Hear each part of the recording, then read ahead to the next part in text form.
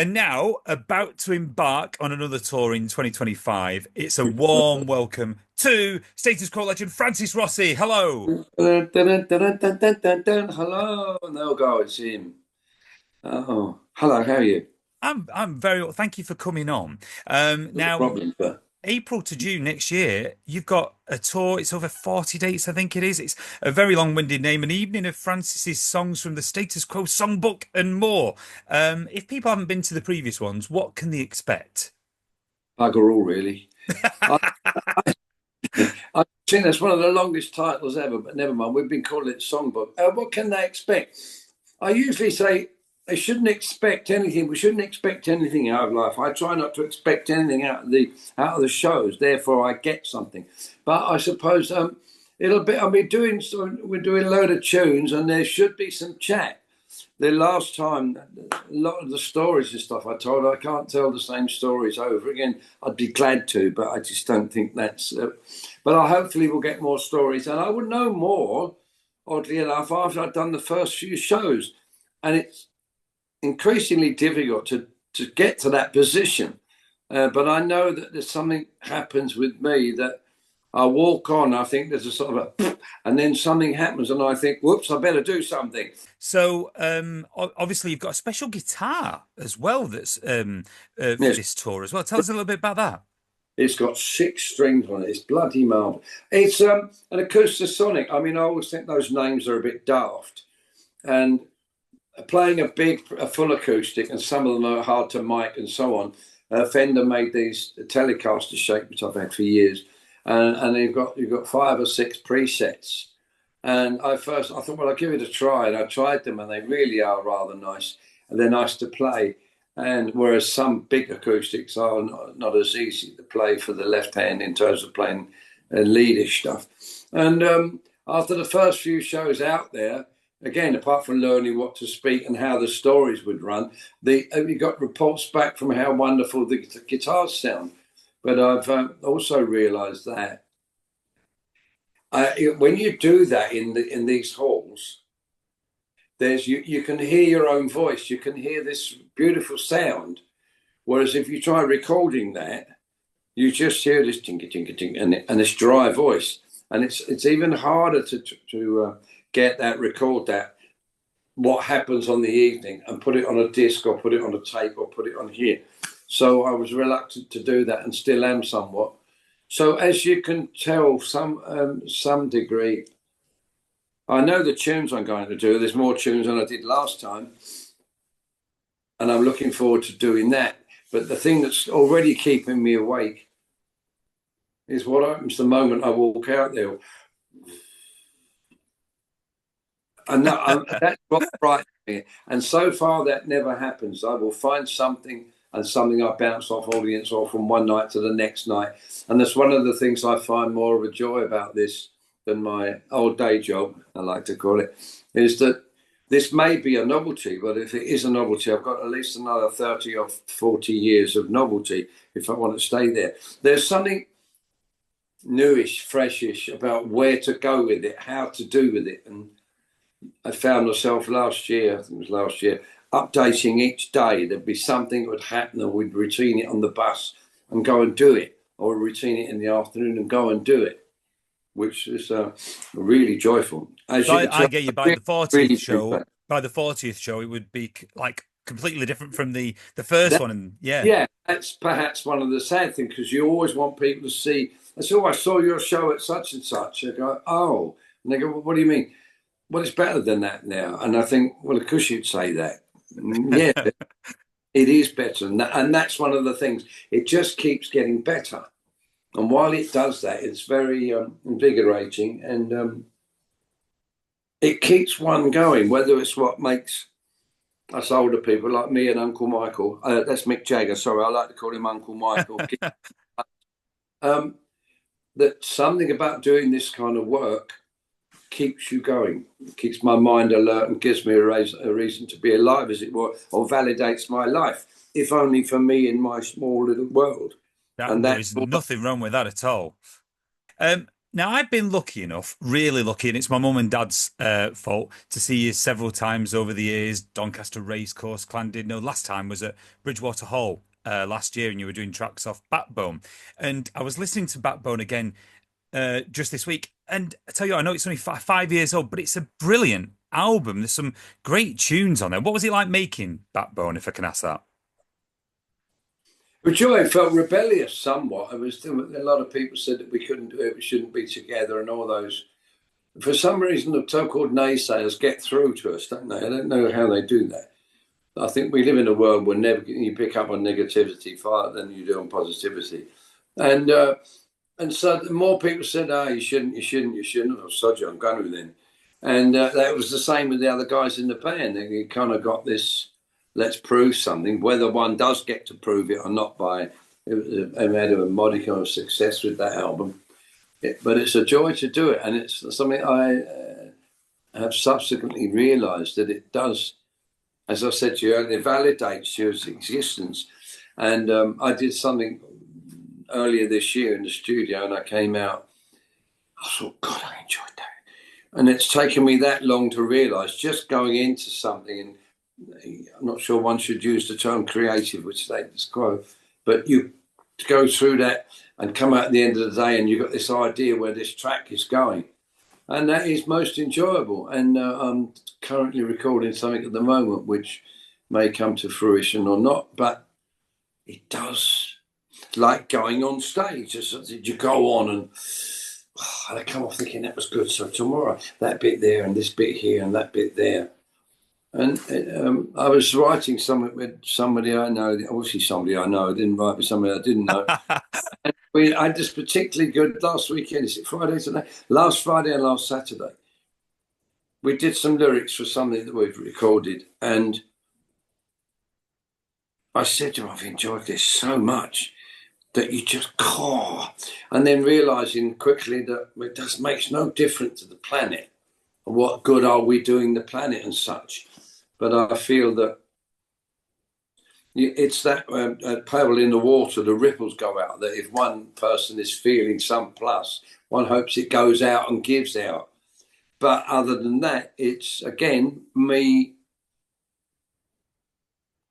validating my life and my existence as such. And it's like, oh, that was fabulous. Oh, just, I imagine the kid, I've seen my grandchildren and children when that pacifier, they're so sort of, kind of fabulous, you know. And I think if that's all I'm getting from doing those shows or doing that album or what the recording I'm doing at the moment, if that's all it is in this little environment of mine, then that's all it is. And No, I'm content. no, that's all it is. I don't know if what it is you're recording in a minute, but I'll tell you what. I listened to your album where you co-worked with Hannah Reichardt Yeah. recently. Heartbreaker. That is a brilliant album track. I mean, if it's solo, I mean, King of the Doghouse, another great album, I thought. But we talked too much. That was a great album, I thought. Yeah, I again enjoyed that one. It's a shame that one gets to nearly 50 as I am now. No one's And questioning that. No one's questioning it.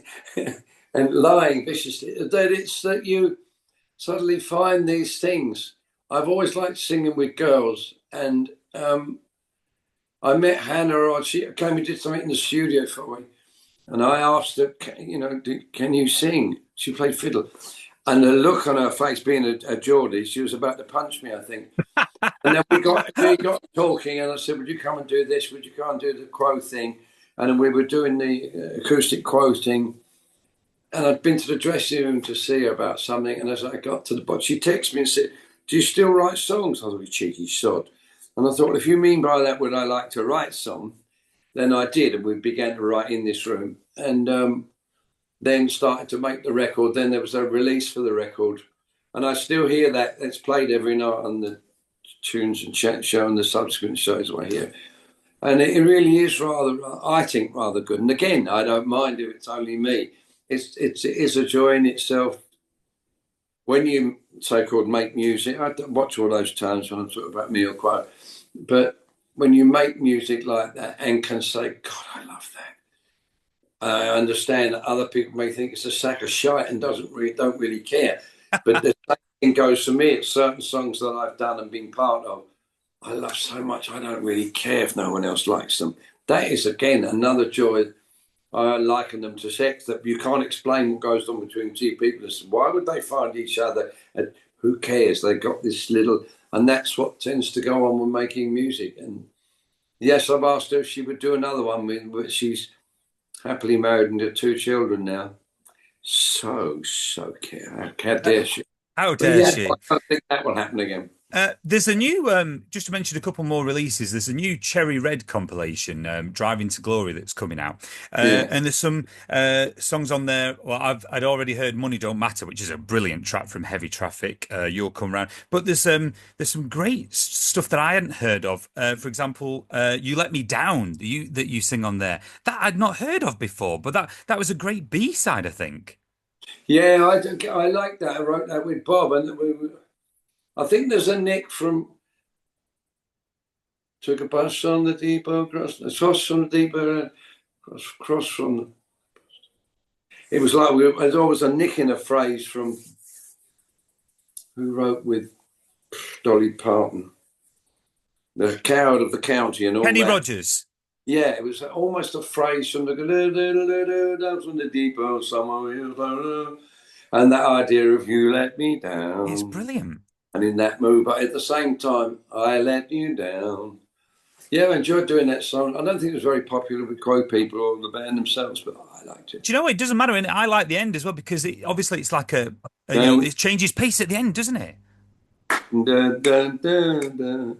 Yeah, I like that. Yeah, I I like like that. you. Just moving on, one of my favorite albums is Heavy Traffic, 2002. Yeah, I remember picking that up. I don't know, it just seemed to re-energize, I think, Status Quo. You might it disagree with did. that. What was it Yeah. like making Heavy Traffic? Well, on the face of it, just another album, and you never really know. Although one has to kind of get into a situation, like I said, the project I'm doing now, you think, wow, this is really, and I think even if you have to be kidding yourself, if you are kidding yourself, one has to do that. You have to go in there and put one's heart into it.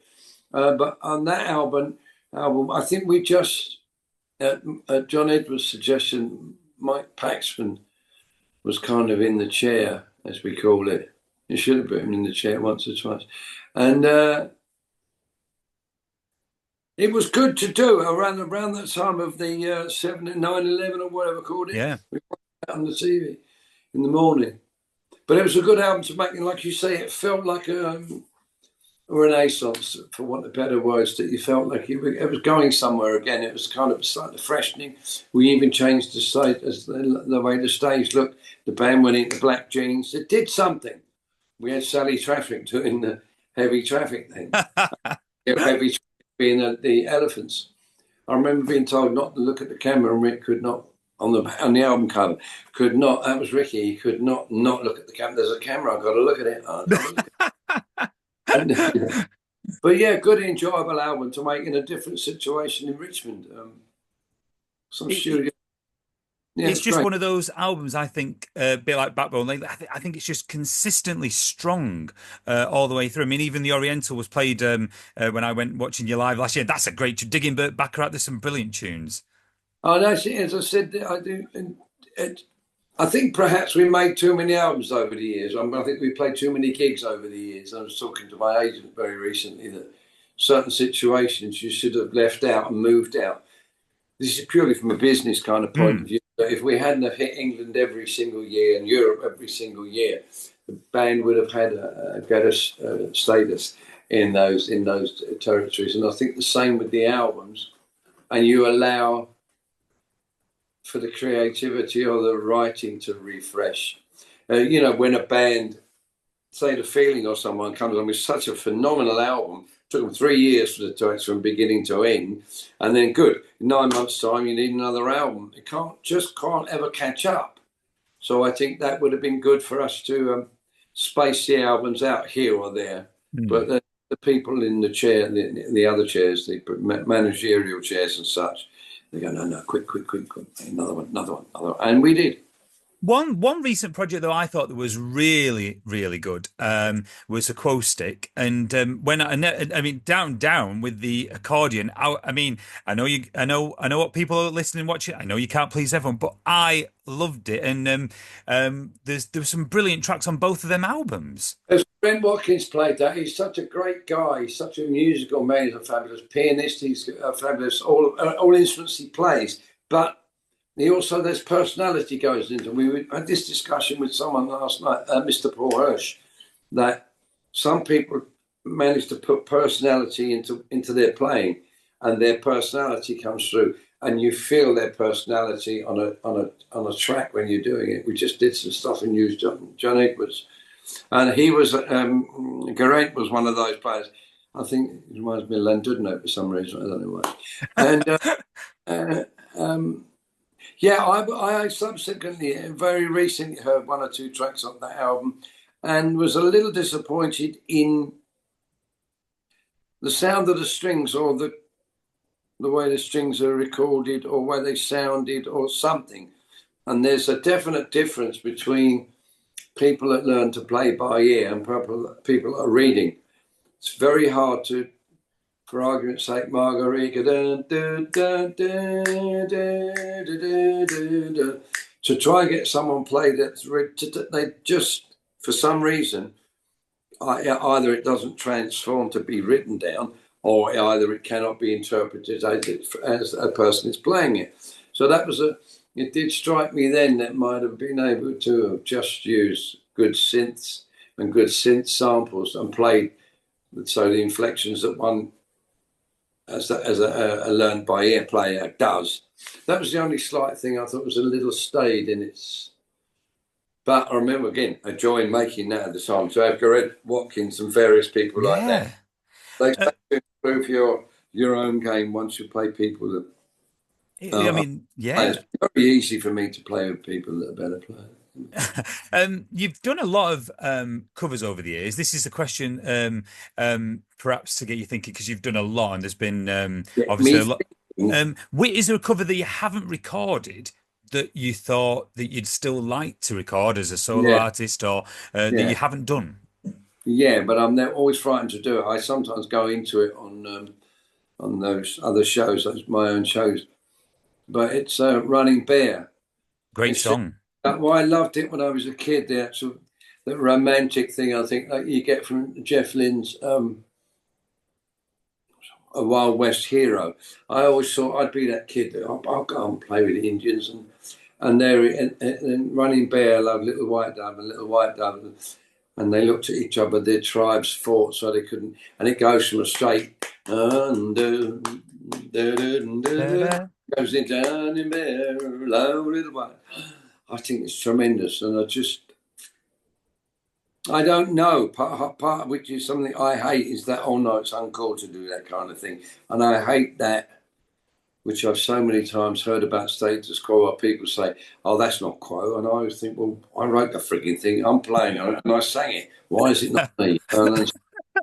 But people are adamant that it's not me or it's not Quo, and I feel that perhaps I don't want to feel foolish, which is why I don't do it, which is sad because I love the track, and Save the Last Prance for Three. Sorry, Save the Last Dance for Me. I love that again.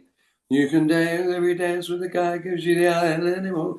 I think that's so lovely, and that's that sort of romantic in me, I suppose, or the dickhead. Depends how you like to put it. Oh, no, maybe you need to do an EP like Ringo's doing. That's a great, get some covers doing. I think they were valid years ago, EPs, because you could have this extended play on Yeah. but it doesn't really exist anymore, other than the minds of people like myself. We would love to make, in fact, this thing I'm doing, if it becomes an album, I thought, as soon as the advent of the CD came, when we get everything and lose something. So if you've got a CD and it's 1 to 13, 10 and 11, you think they can't be very good. So I'm going to suggest if we do an album and it becomes an album, that on the CD it'll have side 1, 1 to 6, and then side 2. So psychologically, because we always made albums by you took your track to open for side one, close side one, open side two. Once you got those tracks in place, then you knew what the bits were in between.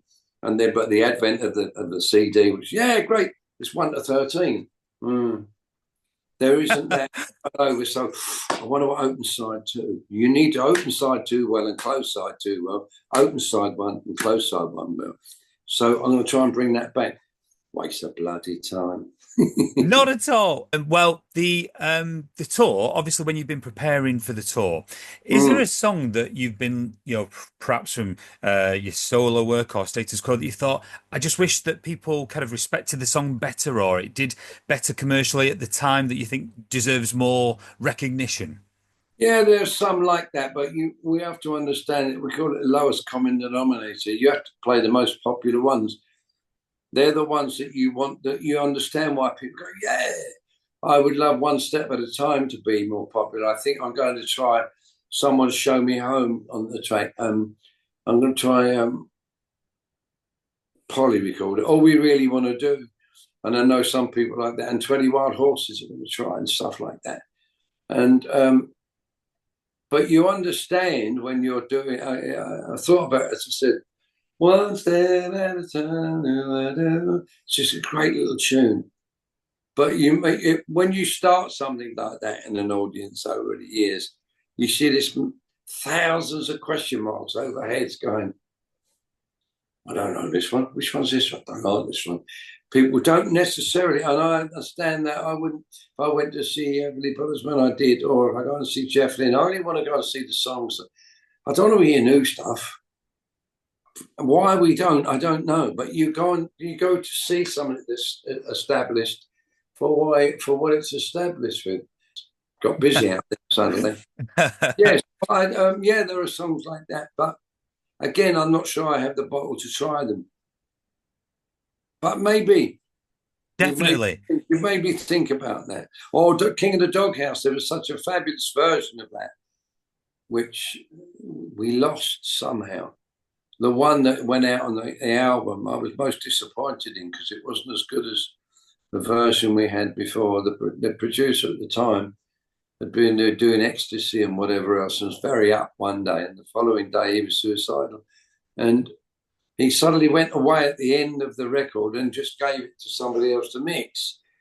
And I've always found that an odd, because this fella just threw bits out, I think I'll do this with it then.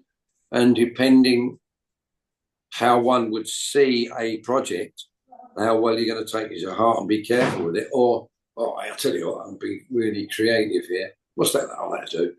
Sounds right to me. For me, you need someone to love the project before they actually mix or take care with it. So maybe King of the Doghouse, because that's got a good sentiment and a good cross between rock and roll and country. And I love that. No, I was going to say it's got definitely. I love the aspects of country. Finally, I was going to say I'm loving the archive series. You did. I'm loving the banter that you hear on the official archive concerts. There's one where you recognise a guy in Western Arboretum who worked on your kitchen, I think it was. But the gigs sound great. I think the remasters. Good. I mean, I'm always pleased when people are pleased with this product that's put out there, because I'm never sure that it should be. But that isn't my area of expertise, if you like. We have to understand that lots of people in our business or my business get to a point where they just think every record company, all of them are arseholes, blah, blah, blah, blah. But it isn't true necessarily. I'm sure there are good and bad on both sides of the fence there. But so to see where a record company is going to exploit a catalogue, we could look at it in some ways and be damn foolish not to. Yeah. So it's the recipient, meaning the fans. When the fans see and hear and go, yeah, I love that. There's a dog just come running in by my feet. Oh, don't worry. And so I'm glad that people like them, or people like yourself like them. That makes it all worthwhile. Well, thank you. All the best for the tour. We will put the list on the screen and the website of how to book. And you're going to have a busy couple of months, April to June. But Francis Rossi, all the best for 2025 and get them new songs out there. Thank you very much indeed. I enjoyed it. Look after yourself. And you take care now. Take care. Bye bye.